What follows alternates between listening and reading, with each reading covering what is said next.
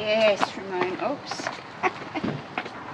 Kia ora, ko Stephanie tuka ingoa, haere mai. Welcome to Adaptive Go.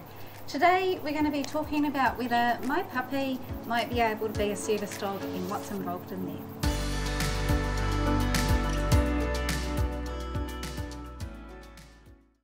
I guess the first question that all my friends and family probably want to know is, no, I probably don't quite need a service dog just yet. But I've been having a bit of a think about it because on a couple of occasions when I've been out and about, I've been stuck at doors. I haven't been able to push them open or pull them open, and I've just been standing on the door thinking, oh, what do I do now? And I've been very lucky because most of the time someone's come along and helped me out, but I do get a bit nervous or a bit concerned that I'll get stuck, you know. I also do a heap of walking around the house. Walking to look for my keys, walking to look for my phone, walking to look for my glasses, and you know, all this walking looking for my things that I can't remember where I put them. It all adds up, and by the end of the day I can, you know, be quite sore from all the walking, and I'd rather put my energy into other things. So yes, I can get by right now without a service dog, and maybe for quite a while into the future, but a service dog costs tens of thousands of dollars, like $30,000 to $40,000, and that's not easy money to come by. So I started doing some research on what was involved in training your dog or puppy to become a service dog, and whether it was even possible, and if it was possible, was my puppy Ramone the right sort of puppy or dog to become a service dog.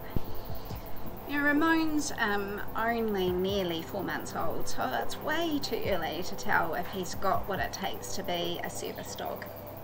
Usually the service dog training, from what I read and what I could understand, it really kicks off at about somewhere between 12 and 18 months, and it's about 2 before the service dog is fully trained. So it's too early, and Ramone's personality isn't set yet, so while he's super calm and really intelligent and eager to please and keen to learn tricks, whether he'll be reliable and dependable and all those things that service dogs need, I can't tell that just yet.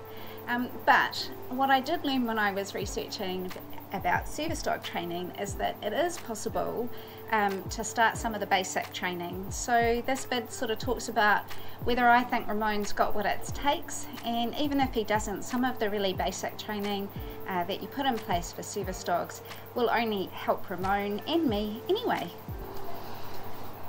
So Ramone's breed was trained to be a guard dog, and the barking and protectiveness aren't really good service dog traits. Yeah, sit. Sit. Sit. Ramone, sit. You don't want dogs to be barking when you're out in public and scaring the public, and also I'll need potentially in the future help with from other people that I don't know, so those 2 breed traits aren't going to be great for potential service dog, but those are 2 things that we can work on through his personality and training and just see how much progress we make.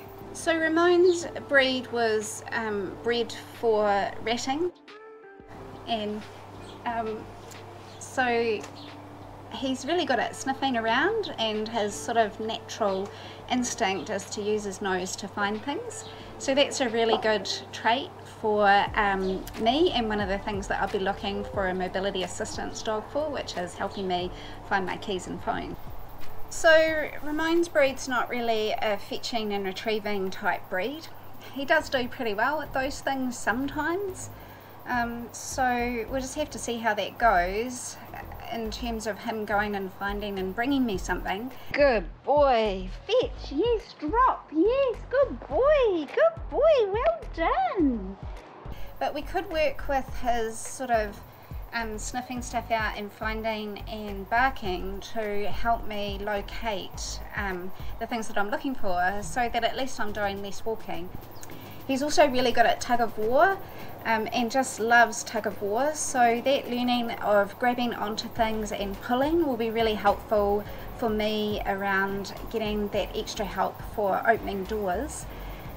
he might not be able to push doors so much because he's not going to be a very big dog being a miniature Schnauzer, but sometimes I only need like about 10% push, so that little extra 10%, you know, he might be able to manage that quite well. Tug of war is also going to be really good for opening cupboards and pulling open drawers. And if we can refine it, tug of war can also be really good for helping me get dressed and undressed, like putting socks on, pulling pants off, those sorts of things. When I was reading, quite a lot of the mobility assistance dogs can help with that sort of stuff. So Schnauzers are really trainable, they're really intelligent, and they really love learning new tricks. I've taught him to push the ball, and I did it in only about 3 or 4 days. Touch. So Yes, good boy. Touch. I think that's amazingly fast for how old he is. But sometimes those new tricks can be a little variable around whether he's going to perform them or not. And again, from what I've read, that's a little bit of the Schnauzer breed where they can be a little bit independent or maybe a bit stubborn. So again, that'll be something that we'll just have to work on and see what happens with training.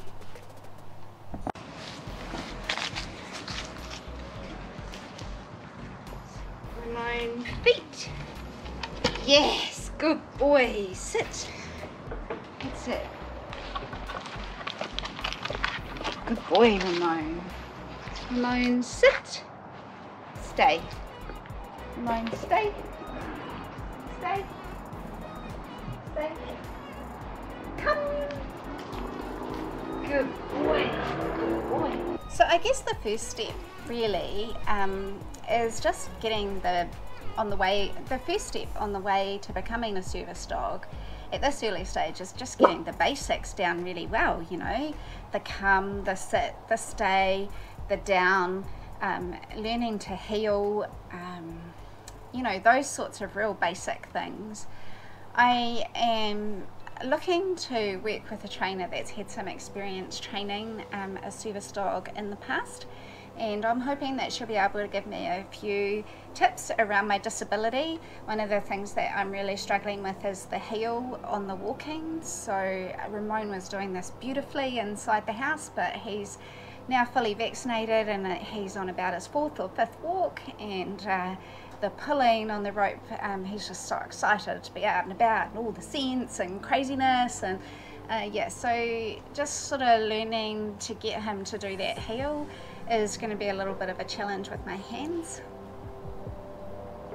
And I think once we've got that skill nailed and we're doing it really well, I then need to add in the added complication of teaching him how to walk in front of me on a pull lead, so that I can use my double walking poles and walk him a little bit further. Don't have to worry about that right now because he's too little for longer walks, but it's sort of thinking about when and how I might build that skill in and start training it and what the training steps are. I've got no idea. What I also read on service dog training is that there's just sort of basically 3 real basic skills in addition to those good canine basics that they need, and that is the skill to grab, carry and give. So we're learning some of those skills with fetch and touch, but just bringing in those words when we're playing and starting to teach him them nowish and build on them over the next, you know, 8 months means that he could have a really good foundation for thinking about how I might use him going forwards as a service dog. What I did find out is anything's possible, and yes, it's best to use the right breed, but also to work within the breed for the strengths of your dog, which is what I'm doing, and then just see where it takes you. And what the literature that I read said is that it's worth it anyway because it's good training. And secondly, even if your dog can help you just a little bit more, that little bit more is still helpful. So I hope this video has been interesting for you and worth a think. I've put some links below to some of the materials that I've read and used to support this vid, and if you want to make a donation to mobility assistance dogs, that would be really good. It's something to think about because they are really expensive and there's lots of people who just can't afford them but need them. Thanks very much, and I'll see you next time.